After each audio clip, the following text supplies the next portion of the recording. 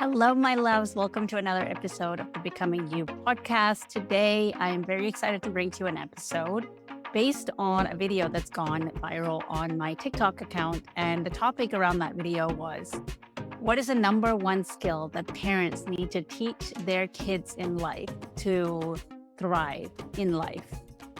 Now, when I made this video, obviously I had no idea that it was going to blow up the way it has.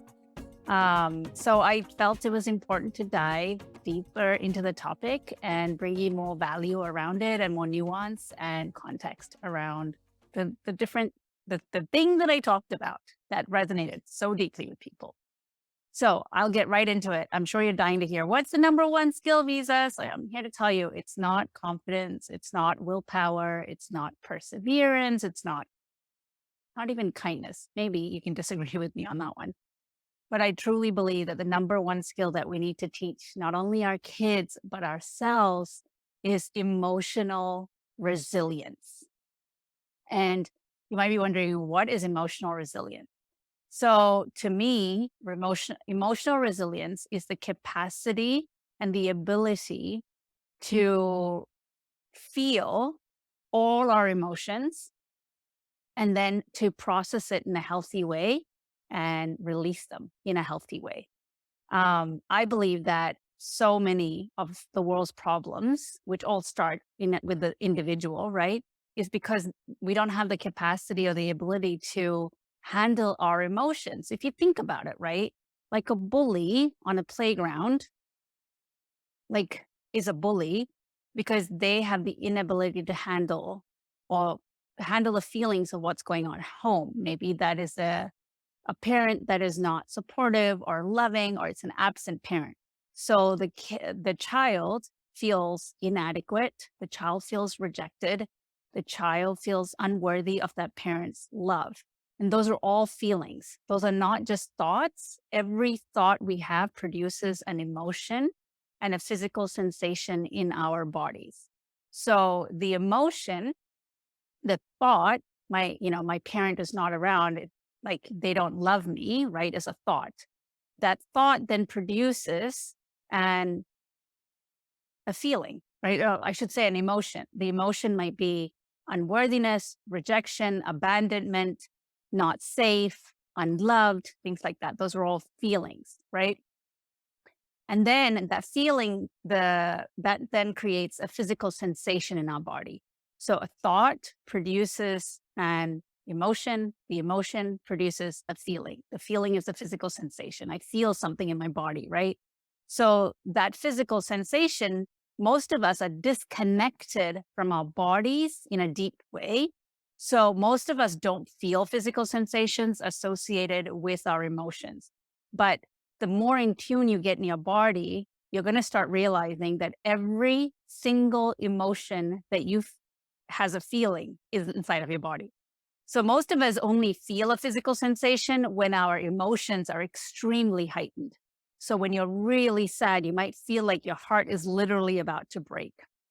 When um, somebody betrays you in a very obvious way, it might feel like a gut punch, and you have that the sinking stomach feeling, right? Or when you are nervous, you might feel like your heart feels like it's about to jump out of its chest, or you might feel sweaty when you are nervous, or your armpits might sweat when you're nervous. These are all the physical sensations we produce when we are feeling heightened emotions. But even in the subtle emotions, there are physical sensations that we feel. So emotional resilience is literally when our bodies and our emotions feel like they're too much and we don't know how to handle it. It makes us so uncomfortable. And it's not just the negative emotions, it's also the positive emotions. I have right now a client who has the inability to feel joy, right? Not only in her physical body, but anytime she has a thought of like, oh, this is so nice, or this is so great, or something good has happened to her, she has a thought, right? Which is a happy thought, which produces joy, but she immediately shuts it down because joy does not feel safe in her body. And she has her reasons and experience and history as to why. We dug deeper into that um, in our session. And it makes total sense why she's scared of joy. There is this deep belief that when I'm joyful, bad things happen to me, right? And she has evidence of that. She's lived that in her life. So with breath work in our session, we started to clear that. So emotional resilience is your ability and the range to which you can handle certain emotions. For most of us, the emotional resilience window is very, very small. It's not wide. And the more you can widen it, I believe, the more fulfilling life gets. So I want you to listen to this whole episode and ask yourself the question of how can I apply this to my own life and then teach it to my kids? When this video went viral, I had so many people telling me, like, how can I teach this to my kids when I don't even know how to do it myself? And I thought that was such a valid point.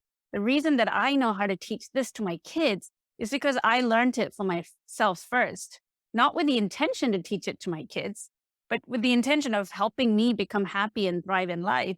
And now that I know how useful this life skill is, I know I have to teach it to my kids. So it becomes much easier to teach it to my kids. So why do most of us no, we don't know how to feel our feelings, and we don't have this emotional resilience?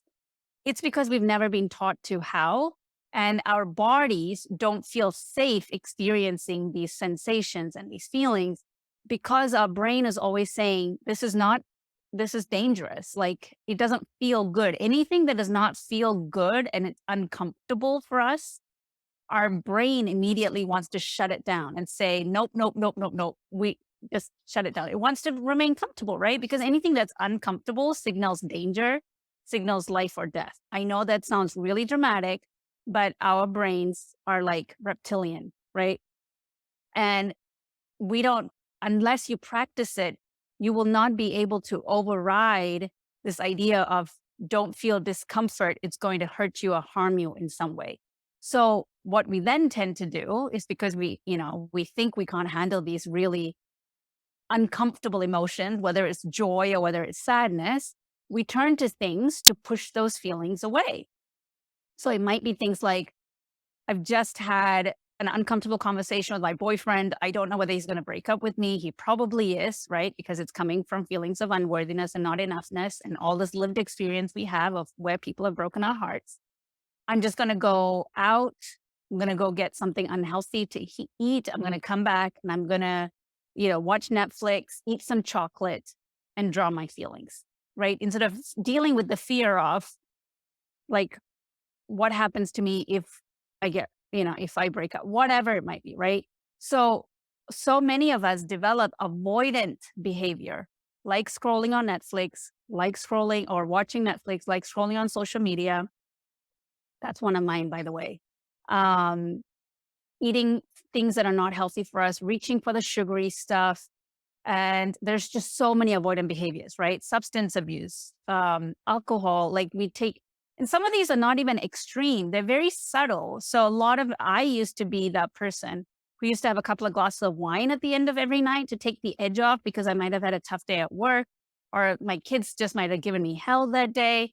So instead of sitting with those feelings of discomfort of like, ugh, this is just not going well, like I'll just take the edge off with a Netflix show and a glass of wine. Now, if you do that, there is nothing wrong with that whatsoever. I want you to know that I am not shaming you or judging you. I am talking from personal experience that after a while, I realized that that was not working for me because I was avoiding truly what was going on, which is feelings of inadequacy when it came to my parenting, which was feelings of conflict with my own kids and not being able to help them with what's going on, and feeling like a parent that was just nagging them all the time. That's really the feelings I was trying to avoid with those 2 glasses of wine at the end of the night or a single glass of wine. And the more I have healed, like I've literally just stopped needing wine, right? If you are somebody who is a wine lover, go for it, right? Again, this is not about judging or shaming you. But I am telling you, we all have subtle ways and habits that help us feel our true feelings. So now that you know the why am I not emotionally resilient? Let's get into the what do I do to help myself and my kids? Okay. The reason that we need to raise our kids to be emotionally resilient is because they are going to be challenged with all sorts of human emotions, especially when they're growing up, right? And if we don't teach them how to do that, what we are then teaching them is, let me give you all of these habits to cope with it instead of dealing with it. And when we do things to cope, we never truly release it. It just gets stuck in our psyche and our patterns. And then it plays out into so many other things. Now, I was talking to another past client of mine the other day, and she realized that all of her avoidant behavior in life, which is overworking at her job, over giving, right? She is super good at what she does, but she doesn't recognize her own genius and she over delivers. Okay. She is also a people pleaser. She has a really hard time putting herself first. That's another avoidant behavior. Um, and she knows that she lets, people, she allows people to walk kind of all over her, and she enables certain unhelpful behaviors within her own family members. Um, and, she tends to reach for food, certain food that's not great for her when she's had conflict with her partner. So, and we traced all of this back to this one feeling of, like, I'm unworthy of the life we deserve, right? That's the thought. That's a thought she does not think on a conscious level, but that's where it stems from. And so that feeling, that thought creates an emotion, which then creates a feeling in her body. So the feelings, we don't know what her physical sensations are, but all of these, she's developed all of these avoidant behaviors, right? Which is not helping her become the woman she wants to be. So, but she's got coping mechanisms which help her in the short term, but not in the long term. So the example that I shared in the social media video was, let's say your child comes home with a grade that they're really disappointed with, right? Let's say they put in so much effort and they prepped and they worked hard, but the grade does not reflect their effort or their expectation.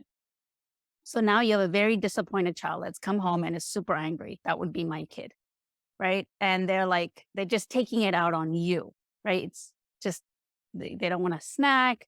I'm totally channeling my son right now. And they haven't, they can't. My son is somebody who does not show his feelings to anybody outside of the home. Like, home is a safe space, which obviously I'm so happy about. But it also means that we get the worst of his, like, falling out. Okay. So that might look like my son comes home and he is lashing out his anger on me and just being very unreasonable, disrespectful, giving me attitude and just being plain hurtful, right? He's doing this because he's hurting on the inside, right? So the normal me, not normal me, the old me would have yelled at him, would have tried to explain to him, like, he can't talk to me that way. Maybe I still do that. But the old me would have basically matched his anger with my own anger, right? And things would have just escalated. Or some parents, what they tend to do is try to appease their kids, right? Which is, let's go get some ice cream to cheer you up. Would you like to get on screen time to cheer you up, right? We immediately look for things to cheer up our children because we don't want them to be in pain. We don't want them to suffer. We don't want them to feel bad, right? That's what a good parent does. They help them pick up their child. And therein lies the mistake, right? Because emotional resilience, remember, means that we get really good at feeling our feelings no matter what they are. And we want to teach this to our kids, because if we tend to try to distract them and cheer them up, the number one thing that we're telling them is, what you're feeling is not okay. Like, let's get you feeling better, right? But sadness and disappointment and frustration, these are all normal human feelings in the human experience, right? All of these feelings lie on a spectrum and neither one is good or bad. So when we send the message of saying, let's get you some ice cream, I want to cheer you up, what you're saying is the disappointment you're feeling is not normal. It's bad. Let's get that. Let's see how we can wipe that up, clean that up. And that's through ice cream. So then that child starts to develop the messaging that anytime I feel bad, I just need to reach for food and that would make me feel better. Okay. Or it might be, I need to reach for computer games, whatever the avoidant behavior might be. So what then that does is it says, I'm not strong enough to handle this. Right. And that's not the case. We're all strong enough to handle this. Otherwise, we wouldn't be given these feelings to feel. So here, I want to share with you the steps. So the first step is to acknowledge to your child that they must be feeling really, really bad and just labeling the feelings, right? Validate their experience. What you are feeling is normal. I would feel the same. It sucks that you worked so hard and you got this grade. Ugh, like that blows, dude. I am so sorry. I saw how hard you worked on that. That must be gut wrenching. That must be heartbreaking. Let's validate their feelings. So when you are going through something really hard, right? Validate your own feelings. Don't shame it, even if you don't know why it is that you're feeling the way you do. Like I was in a funk a few days ago and I had no idea why. I had nothing terrible that had happened, but I was just feeling in a funk and I let myself be in a funk instead of judging it. And I just acknowledge just because you don't know what's going on doesn't mean that there is something going on, right? Just because it's not in your conscious awareness, don't judge or shame yourself for it. All right. So step number 2 is once you validate it, is to ask yourself, what am I feeling in this moment? So ask your child, I know you worked really hard and it didn't go the way you wanted and you got this grade that absolutely sucks. Like, can you tell me how that feels? And when we're talking about feels, we're talking about emotions here. And in the beginning, they might just be like, I'm fine, right? And that's normal because this is a new language and a new framework that you're trying to give them. So remember, teaching your child always starts with practicing with you. So if you're asking yourself on a bad day or a funky day, what am I feeling? And you come up with the answer, I don't know. Like, don't get mad at your child for not communicating with you, right? Because obviously, if you're saying you don't know, then maybe you need to slow down some more and just acknowledge, okay, I don't know, but maybe it feels a little bit like sadness, right? So when my child says, I don't know what I'm feeling, I don't suggest to them what they're feeling because I don't know what they're feeling. So I normally would say things like, well, if I was in your position, I'd probably feel so disappointed, right? So you start talking about if you were in their shoes, what might you be feeling? Or maybe share with them an experience of when you have gone through the same thing, right? This is how we connect to our children to show them like we're human and don't try to fix their pain, right? Do not try to fix their pain. So once you get into the practice of this, they're going to start getting really good at naming their emotions. So I might say things like, well, this one time this happened to me, I felt so mad at the professor. I felt life was so unfair. And I was so sad and I was heartbroken because I just put in all of these hours of writing this paper. And I just felt like it was just a waste. I felt like a failure, right? So you start to put some context around any similar experience you might have had for them to realize, oh, mom or dad has gone through this too. So when you start naming your own emotions, it starts to give them some reference. And so my son might say things like, I'm really sad, I'm mad, I'm disappointed, and I'm frustrated, right? And I'm like, oh my gosh, you did such a great job of naming your feelings. And I would say, those are such normal things to feel. I would feel the same way. So, one, you are validating their experience. That's always step 1. Step 2, you're asking them to see or practice naming the emotion that they're feeling. And what that does is normalize the fact that everybody has these human emotions and what they're going through is so, so, so, so normal. And we don't need to rush them to feel better. Like, let's be in our feeling, right? And there's nothing wrong with that. We're not going to rush it through. Step number 3 is then asking them to connect it to their body. So ask yourself, what does this feel like in my body? So a couple of days ago, like I said, I was feeling in a funk and I sat in my breath work practice and I started to notice that a funkiness was actually self-doubt. When I slowed down, I realized the funkiness was self-doubt. It was an immense amount of self-doubt I was feeling and it did not feel good. So when I sat with the self-doubt, I started to feel some pain around the back of my shoulders on my left side.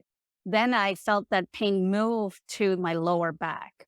Then I felt it in my jaw. Then I felt it in the top of my shoulders. And I was just amazed at how much this like feeling was moving, this energy was moving as I was breathing, right? So when I ask my kids, where do you feel the sadness or where do you feel the anger? My son often describes anger feels really hot in my hands and hot in my chest. And it feels like the heat is rising. And I think that's just incredible that he's connected his mind and his body that way. And so for him, sadness, I don't know that he ever told me what sadness feels like. But like I said, every emotion has a feeling and a sensation attached to it. So ask yourself and your kids, how does this feel in my body? I had a client the other day that said she felt um, fear in her chest and a tightness in her throat. So it was like heaviness in her chest and she felt tightness in her throat when she felt into the fear that she was feeling. So every person is unique and in any given moment, the same feeling what you felt before might feel different in this moment, right? So fear from 2 days ago might feel different to fear today in your body. So again, solitude, stillness, slowness is all that is required for you to get in tune with your emotions and the sensations in your body. And then we ask the question, well, how does this want to move or how does this want to feel?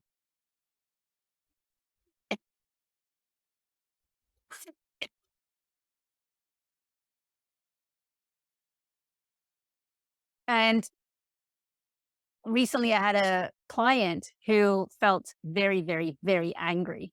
And it's hard to move anger out with just thoughts. And she did not want to do this exercise, but I forced her to. I don't force my client to do much as a coach, but I knew this needed to be pushed. So I asked her to get some pillows and we punched that anger out. And after about 2 or 3 minutes of it, she felt such a huge release and felt so much better. So ask yourself, how do you want to move this anger out? So oftentimes when I ask this to my kids, they'll come with, I don't know, right? That's usually the answer. So I ask them, would you like me to sit with you? And they most often say yes, they want me to sit. So we just sit next to each other. And then I'll ask them, do you want to sit on my lap? My kids are like older, but they still manage to sit on my lap. And then we do. And then I ask them, would you like to breathe? So we might do some deep breathing. There was one time my my son wasn't feeling very well. And he was like flip flopping between, I don't know, I had this funny feeling in my body. I feel like I want to throw up, but I don't know whether it's a physical throw up or I just want to cry. And he kept flip flopping between the two. So we didn't know whether it was an actual physical problem with him or he was just feeling certain emotions that felt like he was going to throw up. And then all of a sudden he just burst into tears, cried for about 30 seconds. And then it was a huge release and he was fine. So sometimes you might just need to cry to get this energy to move out. And so so moving the energy is very important because remember, the emotion lives as a physical sensation in your body. So if you want to release the feeling, we got to have a physical release of some sort. And it might not always be crying. It might be, there's lots of somatic exercises, which I'm not going to go into this episode. But sometimes when I'm feeling really unsafe, right? Let's say I've had a huge argument with somebody, or maybe somebody ran me off the road, or whatever, right? Like you're feeling really unsafe and you're like literally shaking, which I've done before. And just thinking the words I'm safe is not going to make it, right? So oftentimes when I want to when I want to start moving towards safety, I will go put my back against a corner of a wall and sit against a solid wall so that I feel supported from at least like 2 or 3 different sides of me. And that makes me feel safe. So this is how we process and release sensations from our body, give our bodies the thing it needs to start regulating itself. And so my kids might say, my son loves his room and that's his safe space. So he might spend some time there to feel better. One of my kids loved going in my closet when he's like super anxious and being surrounded by all my hanging clothes in there. And he will close himself off in there until he calms down. This doesn't happen much anymore, but during COVID, he used to feel a lot of anxiety. And that's one of the things that we came up with, like he felt safe. So getting your kids to be part of this process is really, really, really important. But again, I keep saying this, but if you don't know how to do this for yourself, it's going to be really hard to walk your kids through it. Because how do you teach something you don't know, right? You cannot teach this to someone that you don't know and ask them to embody it if you're not going to practice it yourself. Otherwise, you're just hypocritical. Like if you're not willing to do this, then you cannot ask your kids to do this. That's just not fair and it's plain hypocritical, right? So start with yourself. You cannot create change for someone else if you don't do it for yourself. And then the final stage of it is, what are you making this mean, right? The conversation part comes right at the end, which is part of the healing. And this part is important because often kids will make it mean like, I just don't work hard enough. Even if they don't say it to you, this is what they're thinking. I'm not working hard enough. Going back to my original example of the grade, right? I'm not good enough. I'm not smart enough. I'm too dumb. Everybody else does better than me. My brother is smarter than me. Like whatever they're making it mean. So that conversation is important because the wounding has occurred, right? And this is what they're making it mean, which is really unhelpful and none of it is true. So then it becomes, what do you want to make it mean? What could it mean instead, right? Because these thoughts, they don't feel good, right? When you think that you're not good as somebody else, or you're not smart as your brother, how does that make you feel? Well, not very good. Okay. So then what is something that you can think that would make you feel better about this instead of thinking that you're not as good as your brother, right? And it might be like, I did my best and that's okay. Yeah, that's a great thought to have. Let's think that because that's a much more helpful thought than I'm not as good as my brother. Because I'm not good as my brother gives you no solutions, takes all your power away, right? And just keeps you where you are. But when you think I did my best and that's all that's needed, then that keeps you moving in the right direction. It sets you up for success the next time. So I really encourage my kids to dig deep into what are you making it mean and what can we make it mean instead that actually makes you feel better about it, which is your grades are not tied to who you are. Like no matter what grade you get, that's okay. That's just a reflection of that day, that moment in time. It does not mean how you're going to do for the rest of your life, right? What can we do differently to help you? What did you learn from this? This is incredibly productive conversation for everybody involved. Does all of this take time? Absolutely yes. Do any of us have time to do this? Absolutely not. Right? But is it essential that you do this? Absolutely yes, because this is what builds connection, right? This is what brings down the conflict. We feel like we're nagging our kids, one, because we feel like I don't have the time to do this and the skills. And three, we just want to make them feel better without going through this process. I promise you, if you follow this process, you are eventually going to help them feel better, but it's going to be a lot slower than what you're used to. Because let's face it, giving them ice cream and cheering them up is way easier than doing this process because this process isn't as clean as I've described it, right? I've given you a perfect example of how it can go, but it won't always go this way. Sometimes you will end this conversation mid and it won't go anywhere. Sometimes you will end up lashing out at your child and it won't go the way you want. But start with the intention of having these type of conversations. And I promise you, you will get there because this is how we have conversations in our families now, which maybe to you sounds incredulous and unbelievable and unreachable. But I promise you, we were not this kind of family about 2 years ago, right? About 3 years ago. We were not this family. So if it's possible for us, it absolutely is freaking possible for you. And if there's a part of you that desires to be this kind of a parent, don't subdue that part of you. Don't push it down and say this is unrealistic, right? Because that is not emotional resilience, right? Because there's a feeling arising inside of you saying, I desire this, and you don't have the capacity to handle this desire, which is why you're pushing it down and you're saying, that's not possible for me, right? The more emotionally resilient you become, the more you can stoke your dreams and desires because you have the capacity to let that part of you live, even if it hasn't been fulfilled yet. The reason that you shut down your desires is because there's a part of you that fears, I don't have what it takes to fulfill it. So I don't want to face the disappointment and the work. So let me just push that dream or that desire aside and just assume that it won't happen or I don't have what it takes to make it happen, or that's too much for us, or I'm not that kind of person. That kind of life isn't available to me. I'm not that kind of parent, et cetera, et cetera, et cetera. Right? Everything comes back to emotional resilience. The the life, the size of life that you have, I truly believe comes down to emotional resilience, right? Most successful entrepreneurs, they have the capacity to handle failure much more than the rest of us, right? They're okay with handling massive failure. And that's why they take huge risks and it pays off, right? But they also face massive public shaming when things go wrong, but they have the emotional resilience to get up and do it again. And that's why they're so successful. And that's why their dreams are so big. That's why their desires are so big. Their emotional resilience is huge. So if you want to have everything that you want in life and become the person that you desire to be, it starts with emotional resilience. And it's also the number one skill that you need to teach to your kids.